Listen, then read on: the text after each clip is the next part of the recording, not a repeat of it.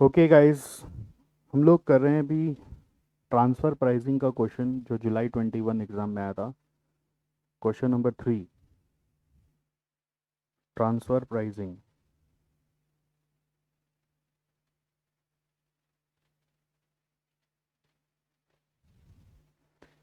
आइए पढ़ते हैं। When Private Limited is a diversified agri-business company having three different business verticals: dairy, animal feed, and crop protection. The performance of each division is measured separately and staff members are rewarded accordingly. Following information pertaining to the financials for the year ended 31st March 2021 is furnished below. So we have dairy, animal feed, and crop protection, three departments, and their revenue, PBIT, net book value of plant and equipment, and net current assets are given. Additional information is cost of capital of the company is 9% per annum. Profit before interest and tax as mentioned above has been arrived at after deducting head office expense at 2% of the revenue of each division. तो ये जो HO expenses होते हैं वो generally division के हाथ में uncontrollable होते हैं, तो इसको हटा देना पड़ता है इफेक्ट कैलकुलेट करने के लिए। और depreciation rate for plant and equipment is 15% on cost per annum. तो डिप्रिसिएशन भी बहुत बार अनकंट्रोलेबल माना जाता है, बट इस सिनेरियो में हम लोग अनकंट्रोलेबल नहीं मानेंगे, कुछ बोला नहीं है इसलिए एक बार इसको कंट्रोलेबल मान के ही चलेंगे। The divisional performance of when is measured using ROI and RI methods based on controllable profits of each division. Now, how to get controllable profits? It is supposed to be the profits after removing the effect of HO expense. Normally कई बार आप Google वगैरह करके पढ़ेंगे तो उधर आपको मिलेगा कि डिप्रिसिएशन भी अनकंट्रोलेबल माना जा सकता है, provided the assets are in control of HO। So depreciation को आप अभी अनकंट्रोलेबल नहीं मान के कंट्रोलेबल मान के करेंगे, क्योंकि ये सम अदरवाइज सॉल्व नहीं होगा। The staff members are rewarded based on these results when calculates ROI and RI using net book value of plant and equipment at the reporting date. So ये क्या करता है, कैलकुलेट करता है ROI and RI using net book value of plant and equipment at the reporting date. तो ये line से ना थोड़ा एक एम्बिग्विटी आ गया था एग्ज़ाम में स्टूडेंट लोग के कि ROI और RI निकालने के लिए नेट बुक वैल्यू यूज़ करने बोल रहा है। तो कुछ लोगों ने इन्वेस्टमेंट मतलब समझा नेट बुक वैल्यू ही, बस net book value of plant and equipment ही, ठीक है। और कुछ लोगों ने समझा कि इन्वेस्टमेंट का मतलब net book value of plant and equipment तो होगा ही होगा, उसके साथ साथ करंट एसेट्स भी ऐड होगा, क्योंकि वो तो इम्प्लाइड है कि करंट एसेट्स इन्वेस्टमेंट का पार्ट है ही। और यहाँ पर net book value of plant and equipment बोला गया, उसके जगह हिस्टोरिकल कॉस्ट भी हो सकता था या रिप्लेसमेंट कॉस्ट भी हो सकता था, बट यहाँ पे नेट बुक वैल्यू बोला। तो कुछ लोगों ने समझा कि दोनों आएगा और कुछ लोगों ने समझा कि ऐसे आएगा, इसलिए इंस्टीट्यूट ने क्या किया, इंटरेस्टिंगली इस सम का दो सॉल्यूशन दिया। एक बार सॉल्यूशन दिया नेट बुक वैल्यू से ही करके, और दूसरा बार सॉल्यूशन दिया net book value of plant and equipment plus net current asset से करके। इसका मतलब कि जिन स्टूडेंट्स ने नेट बुक वैल्यू से किया उनको भी मार्क्स मिला है, और जिन स्टूडेंट्स ने प्लस नेट करेंट एसेट्स करके किया उनको भी मार्क्स मिला है। The manager of animal feed division claims that their division is the best performing division of the company. तो मैनेजर जो क्लेम कर रहा है उसको प्रूव करके दिखाना पड़ेगा। तो पहला सवाल क्या है, रिक्वायर्ड में calculate the ROI and RI residual income, ROI and RI for each division and explain the validity of the claim made by the manager of animal feeds division, 7 marks। तो ये 7 मार्क्स के लिए ठीक है, working इतना working 7 marks के लिए करा जा सकता है। तो नॉर्मली इस पेपर में क्या है कि कुछ कुछ क्वेश्चंस इतने ज़्यादा लेंदी आए हैं कि उसको मार्क्स उसका जस्टिफाई नहीं कर रहा है। बट ये क्वेश्चन में 7 मार्क्स ये वर्किंग के लिए जस्टिफाइड है। तो मैं पहले पार्ट ए करके बताता हूँ आपको। पहले आइए पार्ट ए करते हैं।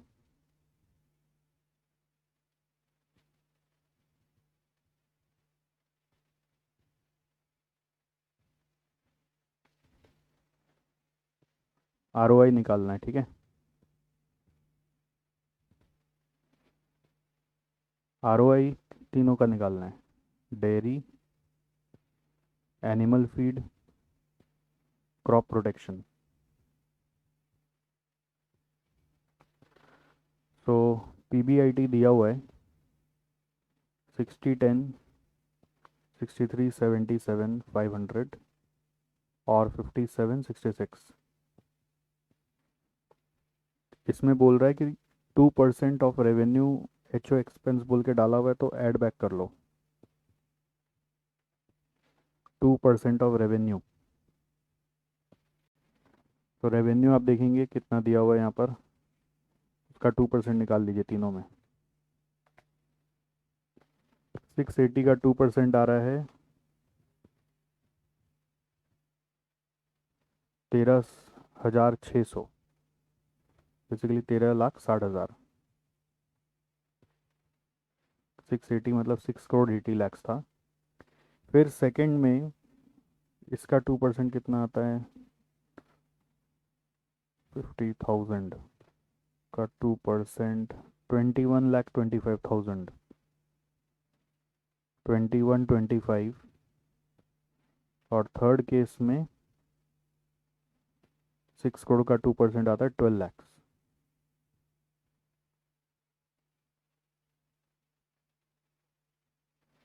तो इसको यदि आप ऐड कर लेते हैं तो ये आ गया आपका कंट्रोलेबल प्रॉफिट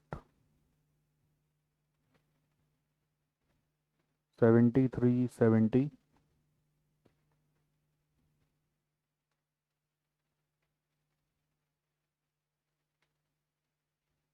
8502 500, 6966। अब इसको इन्वेस्टमेंट से डिवाइड करना है, तो इन्वेस्टमेंट कैसे आएगा, net book value of plant and machinery plus net current assets. जैसा कि मैंने आपको बताया, आप बिना करंट एसेट्स के भी वर्किंग कर सकते हैं, मार्क्स मिलेगा। इन दोनों को ऐड करते हैं तो ये आ रहा है 56525,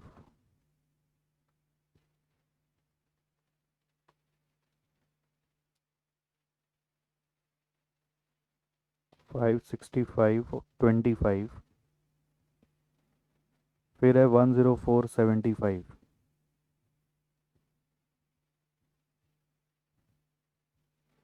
74375,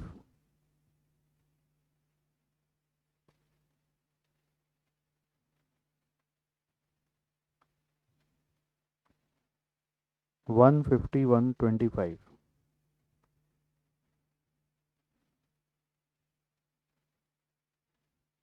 फिर है 26250 और 60 था, 26250 और 60 lakhs।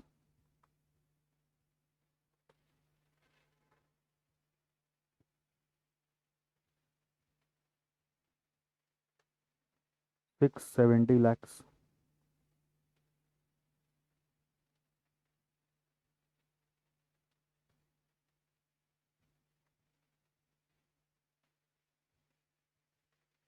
एट 95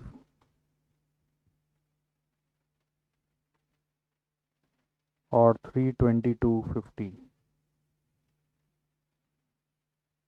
तो इससे आ जाएगा ROI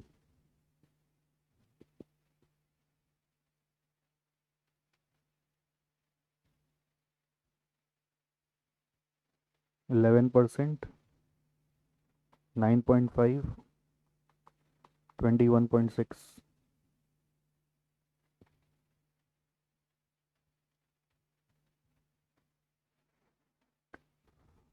तो जो मैनेजर बोल रहा था ना एनिमल फीड वाला कि मेरा बेस्ट है, बात सही है, उसका डिवीज़न वाकई में बेस्ट है। और उसका एक मेन रीज़न ये रहा है कि उसका एच ओ एक्सपेंसेस थोड़ा कम था, ठीक है। सो आप ऐसा कम क्लेम उसका जस्टिफाई कर देंगे, the claim made by the animal feed division manager is valid, is animal feed, sorry मैं तो क्रॉप डिवीजन देख रहा था, क्या कर रहा हूँ। एनिमल फीड मैनेजर तो मैं सोचा एनिमल फीड थर्ड वाला है, ठीक है, मुझे क्षमा करिएगा। एनिमल फीड सेकंड वाला है, तो इज़ इनवैलिड, उसका डिवीजन तो इन बेकार परफॉर्म कर रहा है, इनवैलिड, ठीक है। तो ये यहाँ पर एनिमल फीड डिवीजन मैनेजर बोल रहा है मेरा डिवीजन बेस्ट है। मैं क्रॉप डिवीजन देख रहा था, मुझे माफ़ कर दीजिएगा, मैं इसको एनिमल फीड पढ़ के इंटरप्रेट कर रहा था। But animal feed division manager का क्लेम इनवैलिड है क्योंकि उसका डिवीजन वर्स्ट परफॉर्मेंस शो कर रहा है, it's R O I is least among all. तो इसका रीज़न क्या है, उसका एच ओ एक्सपेंस सबसे ज़्यादा होने के बावजूद, कंट्रोलेबल प्रॉफिट सबसे ज़्यादा होने के बावजूद, उसके यहाँ पे इन्वेस्टमेंट बहुत ज़्यादा है, because of the amount of investment वो ज़्यादा अर्न कर रहा है। However it's controllable profit is highest among all.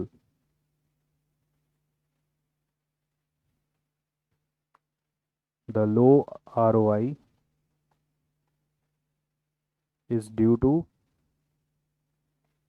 high investments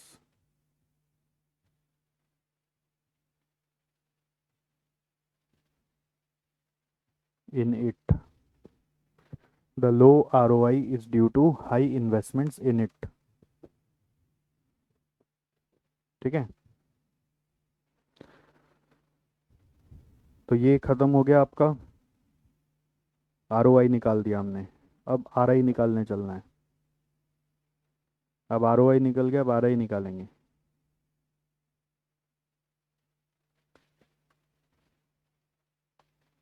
RI निकालने के लिए क्या करना पड़ता है, कंट्रोलेबल प्रॉफिट ऊपर में जो था वो ले लेंगे, 73, 70, 85, 02, 500 और 69, 66, 73, 70, 85, 02, 500, 69, 66 less cost of capital, less करना है कॉस्ट ऑफ कैपिटल, जिसका रेट क्वेश्चन में दिया हुआ था @9%। वो आपका जो इन्वेस्टमेंट वैल्यू उसके ऊपर आप लोगे, तो 670 लैक्स के ऊपर 9%, 670 लैक्स इंटू 9% करके आ रहा है 60,30,000।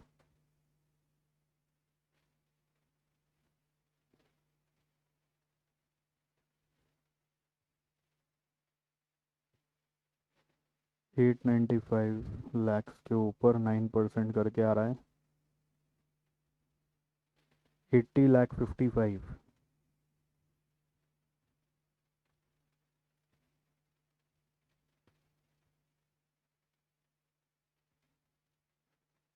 ये आ रहा है 29,02,500।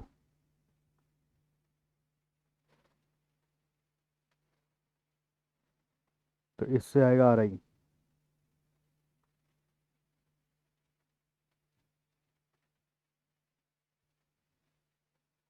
1340,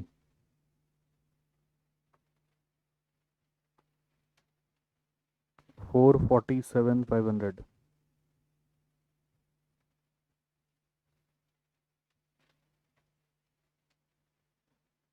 40, 63, 500, तो RI के एंगल से भी इसके यहाँ पर सबसे कम है, तो वापस से लिख देंगे हम from RI's view point also animal feed division is performing worst of all. थोड़ा खराब लग जाता है वर्ड यूज़ करने से, कि मैनेजर के सामने बोलेंगे ना तुम्हारा डिवीजन वर्स्ट परफॉर्म कर रहा है, तो दिल टूट जाएगा। ठीक है, बट वो अगला अपने आप को बेस्ट बोल रहा है तो अपन वर्स्ट भी बोल सकते हैं। AF division is performing worst of all. इसका रीज़न क्या है? मेन रीज़न वही है कि it is due to high capital investment. Okay, तो आप चाहो तो एक साथ भी कमेंट लिख सकते हो, ऊपर में एक साथ वर्किंग करके एक साथ कमेंट लिख सकते हो। ओके, सो ये आपका फर्स्ट पार्ट कवर हुआ। तो ऐसा रहा होगा ना, 3 3 6 एक साथ, 3 मार्क इसका, 3 मार्क इसका, और 1 मार्क कमेंट का। तो कुछ कुछ बच्चों ने मैंने देखा कमेंट ठीक से नहीं लिखा इसमें। ठीक है, जिनका जिनका कॉपी में देख पाया। आगे देखिए part B. It has been proposed to expand the business of dairy division by venturing into manufacturing of frozen dessert. This would require additional investment in plant and equipment of 175 lakh, which will generate a contribution of 95 lakh per annum. तो नया investment इतना का होगा और उसके कारण हम लोगों का कंट्रीब्यूशन आएगा 95 लाख का। एनुअल फिक्स कॉस्ट 850 से बढ़ जाएगा excluding depreciation. Net current assets 25 lakh से बढ़ जाएगा due to acceptance of this proposal. Evaluate the proposal of expansion of the dairy division for a period of 1 year and advise the management on the acceptance of the project using ROI and RI criteria। तो आपको ROI और RI से proposal accept करना है कि नहीं, ये evaluate करके बताना है। तो नॉर्मली क्या होता है, ROI से हम लोग ये देखते हैं कि अगर हमारा प्रेजेंट ROI से ज़्यादा ROI हम लोग को मिल रहा है तो हम करेंगे, और RI में ये सोचते हैं कि अगर पॉजिटिव आ रहा है तो करेंगे। ठीक है, तो पार्ट बी में कैलकुलेशन में थोड़ा बहुत ध्यान देने का चीज़ है कि कैसे फिगर्स को लेना है। Part B, evaluation of new proposal in dairy division, in dairy division, evaluation of new proposal in dairy division। so इसमें अब चक्कर क्या है, ROI से अगर कैलकुलेट करना है मानो, तो ROI के लिए क्या होता है, प्रॉफिट, वही कंट्रोलेबल प्रॉफिट, कंट्रोलेबल प्रॉफिट चाहिए, और उसको डिवाइड करते हैं अपने इन्वेस्टमेंट से। तो क्वेश्चन उठता है कि कौन सा इन्वेस्टमेंट से डिवाइड करेंगे, यहाँ पे ही कंफ्यूजन आता है। ठीक है, अब इन्वेस्टमेंट जैसे EVA को फॉलो करें तो EVA बोलता है ओपनिंग कैपिटल से आप कमाते हो, तो वहाँ पे ओपनिंग कैपिटल को प्रायोरिटी दिया गया है। तो ये क्वेश्चन मैंने ऐसे पहले भी डिस्कस किया था स्टूडेंट्स लोगों में। ठीक है, अपने नॉर्मल बैच में भी कराया था। तो मैं, मेरे पास सिंस उस समय सॉल्यूशन नहीं था इंस्टीट्यूट का, तो मैंने क्या किया कि ओपनिंग कैपिटल समझा के कराया। बट अभी जब इंस्टीट्यूट का सॉल्यूशन आ रहा है तो वो दिखा रहा है क्लोजिंग कैपिटल लेकर करना है। ठीक है, ICI इसको क्लोजिंग कैपिटल से किया हुआ है, तो यही मान लेंगे क्लोजिंग कैपिटल से ही हमेशा करना है। तो controllable profit by closing capital आपको लेके करना है। So now we have controllable profit आपको निकालना है और क्लोजिंग कैपिटल निकालना है। तो कंट्रोलेबल प्रॉफिट कैसे निकालोगे, नया जो प्रॉफिट आ रहा है प्रपोजल में वो पहले पकड़ो। नया प्रपोजल में कंट्रीब्यूशन दिख रहा है 95 लाख, उसका एडिशनल फिक्स कॉस्ट है 8.5 लाख। सो नया प्रपोजल में कंट्रीब्यूशन है 95 लैक्स, उसके अगेंस्ट में लेस एडिशनल फिक्स कॉस्ट है 8,50,000, 8,50,000। ठीक है, अब ये यहाँ पे क्यों रखा हूँ मैं, क्योंकि ये एक्सक्लूडिंग डेप्रिसिएशन है। तो अब बात आता है कि डेप्रिसिएशन भी होना चाहिए। मैं पहले जब ये सम को डिस्कस किया था ना, मेरा डेप्रिसिएशन स्किप हो गया था। मैंने डिस्कस किया था जब, उस समय डेप्रिसिएशन मेरा स्किप हो गया था। तो अगर आप उस समय बाई चांस नोट बना लिए हैं तो थोड़ा देख लीजिएगा। तो डेप्रिसिएशन आपका जो इन्वेस्टमेंट से ये प्रॉफिट आ रहा है उसी इन्वेस्टमेंट का यहाँ पे लेंगे। जैसे ये वाला प्रॉफिट आ रहा है आपका, नया इन्वेस्टमेंट है 175 लाख, उससे तो 175 लाख का 15% करेंगे, 175 लाख का 15% करेंगे तो यहाँ पर आ रहा है 26,25,000। तो ये नया डेप्रिसिएशन क्लिक नहीं करता है। प्लस 8.5, 8.5, 3475 माइनस करके 95 लाख से 60,25,000 आ रहा है। This is the controllable profit. अब इससे इन्वेस्टमेंट जब निकालेंगे तो इन्वेस्टमेंट में आपका नया प्लांट एंड मशीनरी जो आप ला रहे हो एडिशनल, वो ला रहे हो आप 175 लाख का। अब 175 लाख में अगर आपने ऊपर में डेप्रिसिएशन चार्ज किया है तो उसका डेप्रिसिएशन भी आप हटाओ, बुक वैल्यू नेट निकालो। देखो ये निकालने का मतलब क्या होगा, क्लोजिंग बैलेंस हम लोग कर रहे हैं, ओपनिंग बैलेंस में नहीं कर रहे, क्लोजिंग बैलेंस पे कर रहे हैं।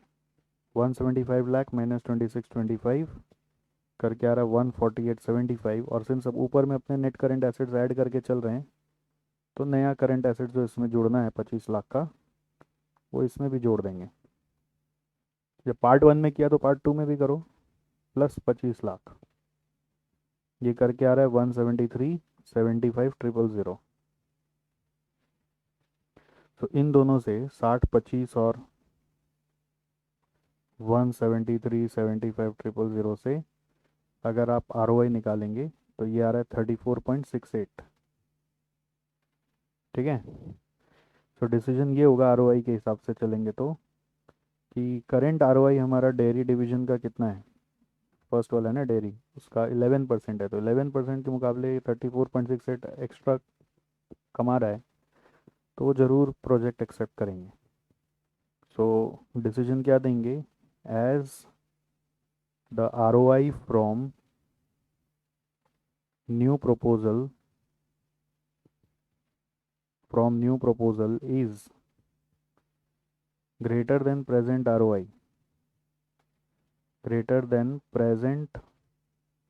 ROI, which is 11% in dairy division, the proposal should be accepted.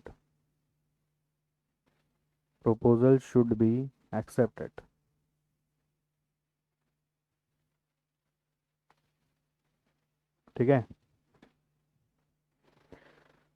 मतलब इसको लिखने का तरीका में एक और ये भी बात बोला जा सकता है कि जो सबसे बेस्ट डिवीजन है उसका ROI 21.6 है, उससे भी ज़्यादा हम लोगों का यहाँ पे ROI आ रहा है 34.68। तो उस कारण से भी हम करेंगे, it's also higher than the best ROI by crop division, that is 21.6%। तो और मुंह में पानी आ जाना चाहिए कि ये करना ही करना है। ठीक है। नेक्स्ट ROI के बाद है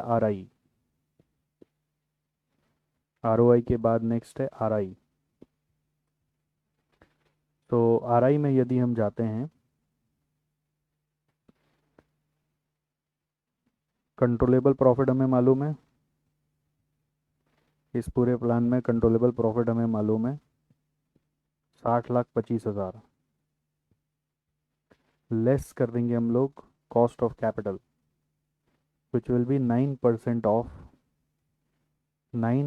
ऑफ जो एडिशनल इन्वेस्टमेंट है वह 173,75।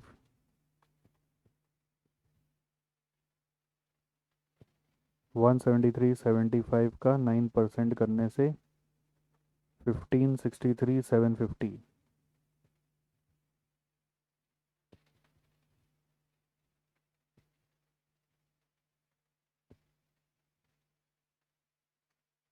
ये आ रहा है 4461,250। सो ये आ गया आपका RI। तो RI पॉजिटिव है, मतलब आप एक्सपेंड कर सकते हो। As it is positive, the proposal should be accepted. RI में करंट RI से कंपेयर नहीं करते, the proposal should be accepted. ठीक है। तो इसमें मेन ट्विस्ट क्या था, ये डेप्रिसिएशन बहुत बार क्लिक नहीं करता। ठीक है। और दूसरा, क्लोजिंग कैपिटल लेना है, क्लोजिंग। अब ये कैसे पता चला, ये इसमें डाउट आता है, जैसे ये सब नहीं किया हो ना पहली बार, तो डाउट आता है बहुत बच्चों को ना एग्ज़ाम हॉल में। नेचुरली भी सही चीज़ क्लिक कर जाता है, तो उनका नसीब कब आता है। जैसे मैंने एक जन का कॉपी देखा, उसमें उसने इस तरह से माइनस किया हुआ है, किसी किसी को क्लिक कर जाएगा, किसी किसी को डाउट आएगा। नया चीज़ आने से देखो आधा आधा चांस हो जाता है, किसी का तुक्का भिड़ेगा, किसी का नहीं भिड़ेगा। नया चीज़ में तो थोड़ा तो खेल बदलता ही है। Next, return on investment improves with the age of asset. Explain with calculations how this happens using the proposal of the dairy division. तो ये जो प्रपोजल अपने डेयरी डिवीजन का इवेलुएट किए हैं, मान लीजिए ये फर्स्ट ईयर का है। ठीक है। मान लीजिए this is year 1 for example. तो बोल रहा है अगर ईयर 2 ईयर 3 में जाएंगे तो प्रूव करके दिखाना है कि जैसे जैसे एज बढ़ेगा प्रोजेक्ट का या एसेट का, वैसे वैसे रिटर्न ऑन इन्वेस्टमेंट बेटर हो जाएगा।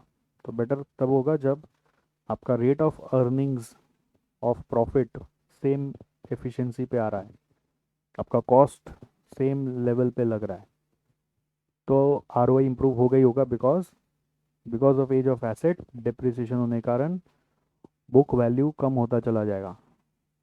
अगर ऊपर का न्यूमरेटर सेम है और डिनोमिनेटर का वैल्यू कम होता चला जा रहा है, तो ऑफकोर्स ROI बेटर ही आएगा। ये तो कॉमन सेंस की बात हो रही है, बट अब आप इसको प्रूव करके दिखाएंगे। चलिए इसको प्रूव करिए पार्ट C में।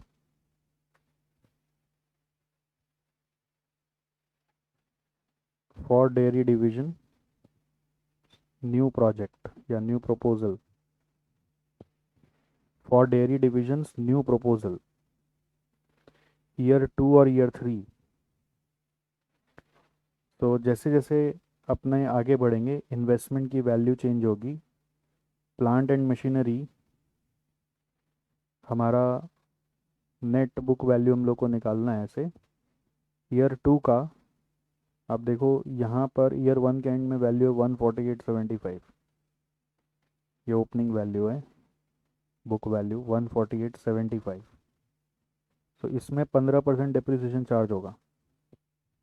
148.75 का 15% चार्ज होगा तो 2231,250 आ रहा है। 15% अभी इसका लेना है नहीं। इसमें एक मिस्टेक यही होता है कि क्वेश्चन में लिखा नहीं है कि डेप्रिसिएशन WDV की SLM है। और आप लोग हमेशा से जानते हैं कि हम लोग कुछ नहीं बोले तो SLM ही मानते हैं। और अगर आप ठीक से देखेंगे तो depreciation rate for plant and equipment is 15% on cost लिखा ही है, ऑन कॉस्ट। तो इसका मतलब क्या, ये SLM है। ऐसे चला के SLM और WDV वर्ड नहीं लिखा, मैं वो बोल रहा था। तो कुछ नहीं बोलता है तो SLM मानते हैं, वो तो आपको पता है। बट एक और चीज़ है कि यहाँ तो लिख ही दिया ऑन कॉस्ट, तो ये SLM ही हुआ। अभी एक स्टूडेंट का मैंने कॉपी देखा था, तो उसने बेचारे ने सब कुछ सही किया, यहाँ पर डिप्रिसिएशन WDV से डाल दिया, तो उसका नंबर कट गया। डिप्रिसिएशन आपका 15% ऑफ 175 लाख ही आपको लेना है। जो ओरिजिनल कॉस्ट था 26,25,000 जो पहले आया था वही आएगा। तो माइनस करके ये आ रहा है 122,50,000। फिर ईयर 3 में 122,50,000 है, फिर उसमें 26-25 चार्ज करेंगे। तो 26-25 जिस बच्चे ने नहीं लिखा, अगर किसी ने यहाँ पर WDV लगा दिया तो नंबर काट लिया पूरा, इसका ये पूरा पार्ट का ही नंबर काट दिया। ठीक है, -2625 करने से आ रहा है 9625,000। इसके बाद नेट करेंट एसेट्स 25 लाख। इसके बाद नेट करेंट एसेट्स है 25 लाख। 121,25,000 और यहाँ पर है 147,50,000। नेट करेंट एसेट्स डिप्लीट नहीं होता है, उसमें डेप्रिसिएशन नहीं आता। डेप्रिसिएशन आपका प्लांट एंड मशीनरी में ही आ रहा है। तो ये नेट बुक वैल्यू लिया हम लोगों ने। और कंट्रोलेबल प्रॉफिट्स अज्यूम कर रहे हैं सेम है, assumed same rate of earnings and efficiency. Sir ये अजम्पशन लिखना ज़रूरी है? मुझे नहीं लगता, इंस्टीट्यूट ने लिखा हुआ है बट फिर भी मुझे नहीं लगता। तो ये कंट्रोलेबल प्रॉफिट है 60,25,000। कंट्रोलेबल प्रॉफिट है 60,25,000।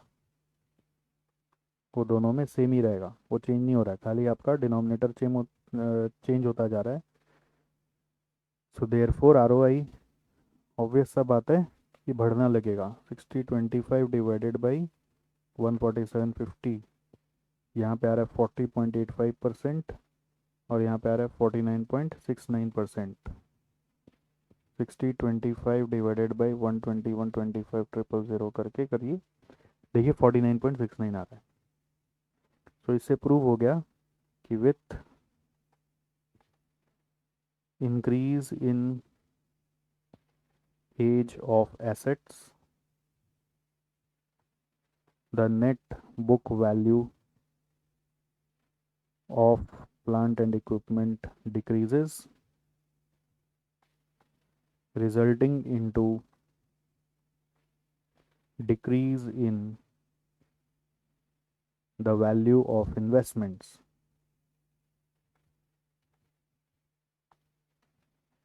If same rate of earnings,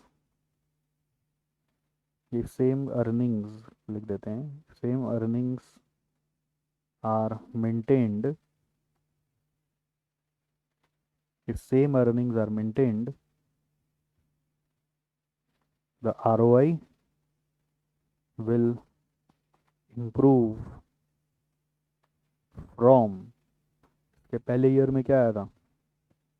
पहले ईयर में था 34.68, will improve from 34.68% to 40.85% and then to 49.69% year on year respectively। ठीक है, प्रूव हो गया, बस यही लिखना है। सर ये कमेंट नहीं लिखा तो ये मैं चेक नहीं कर पाया कि कमेंट नहीं लिखा तो मार्क्स मिलेगा क्या। नॉर्मली सभी ने लिखा ही होता है कि हाँ एक लाइन में कि देखो कैसे इंक्रीज हो ही रहा है, प्रूफ्ड। ठीक है, तो ये पार्ट सी हो गया। नेक्स्ट पार्ट डी में आते हैं। मेरे हिसाब से खाली ये वाला पार्ट में खाली ध्यान देने का था कि एक्सक्लूडिंग डेप्रिसिएशन का इफेक्ट से डेप्रिसिएशन माइनस करना, और डेप्रिसिएशन माइनस करने के समय वो SLM फॉलो करते चलना है। इस चीज़ पे हम लोग का ध्यान नहीं जाता है।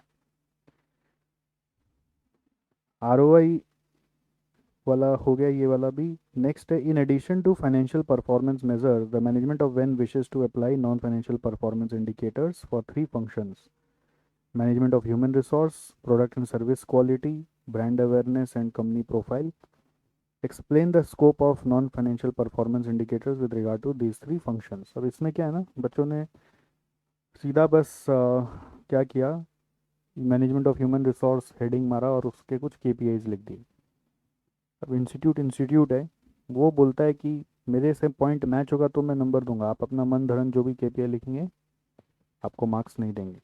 तो ये क्वेश्चन आपके इंस्टीट्यूट मैट का क्वेश्चन का एक रेप्लिका ही है।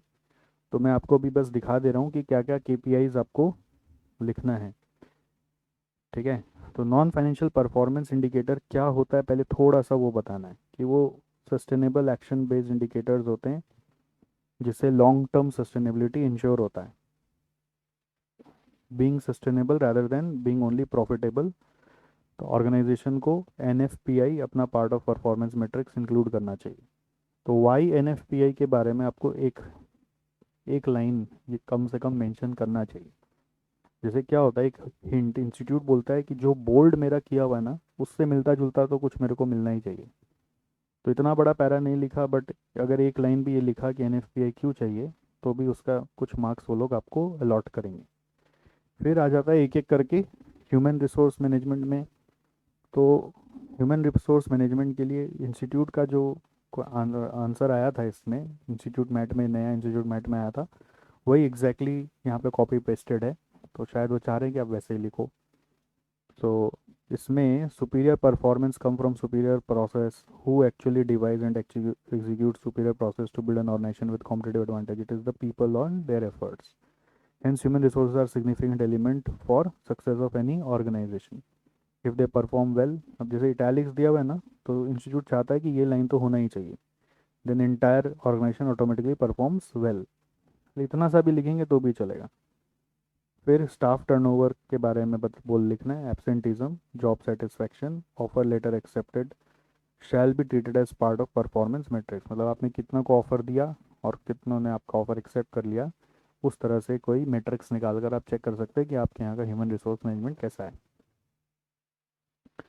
नेक्स्ट है प्रोडक्ट एंड सर्विस क्वालिटी को लेकर। What makes any business distinct from others is what are the sources of competitive advantage. It is substantially the value which its products और services capable to create for the user. देखो जो टैलिक्स है उसको लिखना ही लिखना है। And quality is important determinant of value. Simply saying quality is conformance to need to users. What is quality? It is conformance of need of users. Hence the following measures owning to quality shall be part of performance metrics. अब आप ये यही measures लिखें तो marks मिला, आप अपना मन से लिखें कुछ भी अंडरस्टैंड तो मार्क्स नहीं मिलेगा। तो what are the functions that product or services offers and how much value these are capable to generate? Where do our product stand in market in comparison to that of competitors, especially rivals, and is product capable to generate further superior performance and scope of innovation? तो ये सब points आपने लिखा है तो ही number आया है। अगर आप इसमें अपना मन से क्वालिटी रिलेटेड कुछ भी पॉइंट्स लिख दिए तो कोई मार्क्स आपको नहीं दिया गया है। Brand awareness and company profile में ब्रांड इक्विटी के बारे में लिखना है। So non financial performance measure consider brand equity as one of significant performance measures. Brand value is largely based upon factors like customer awareness and loyalty, which includes consumer behavior, also perceived quality, stakeholders' expectation, and organization ability to meet them, and factors like patents and trademark, etc. तो क्या है brand equity, उसके बारे में बोला है, इसका कुछ परफॉर्मेंस मैट्रिक्स नहीं दिया हुआ है। ठीक है, बट यही है बस, customer awareness and loyalty he may be एक उससे रिलेटेड कोई परफॉर्मेंस मैट्रिक्स आपको सोचना है। तो खाली आपसे दरख्वास्त यही होती है कि आप लोग कृपया करके मन से कम बनाएं। थोड़ा सा जो मिलता जुलता चीज़ आ जाता है उसमें जो दिया हुआ है वही लिखना पड़ेगा। जो नया चीज़ आता है उसमें तो मन से बनाना ही पड़ता है और उसमें 50-50 चांस हो ही जाता है। बट जो चीज़ सेम आ जाए कृपया करके मन से ना बनाएं, वरना मार्क्स नहीं मिलेगा।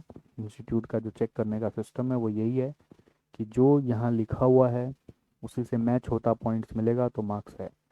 तो जैसे कुछ बच्चे ने अगर अपना मन से प्रोडक्ट एंड सर्विस क्वालिटी में क्वालिटी रिलेटेड कोई केपीआई लिख दिया, कोई मार्क्स नहीं मिलेगा। अगर इन तीन में से कुछ मैच हुआ तो उसका आपको मार्क्स दे दिया जाएगा। And same has happened with many.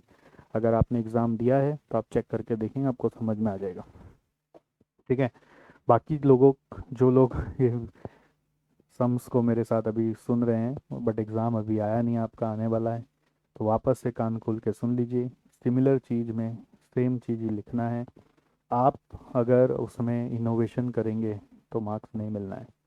ठीक है, तो थोड़ा तो आपको फैक्ट्स और टर्म्स को याद करना पड़ेगा। ओके, तो इंस्टीट्यूट इसीलिए सिमिलर चीज़ देता है, वो यही देखता है कि आप वो सिमिलर चीज़ मिलता जुलता कितना लिख पा रहे हैं। ऑल राइट, तो ये इस तरह से क्वेश्चन नंबर 4 जो 4 नहीं 3 था ना, वो ख़त्म हो गया। और इसके साथ एक ऑल्टरनेटिव 2 भी यहाँ पे दिया हुआ है सजेस्टेड आंसर में, आप उसको अपने से सजेस्टेड आंसर डाउनलोड करके देख सकते हो। इसमें आप यदि करंट एसेट्स को इग्नोर करके सम कर रहे हैं तो आंसर जहाँ जहाँ चेंज हो रहा है वो सबको दिखाया जा रहा है।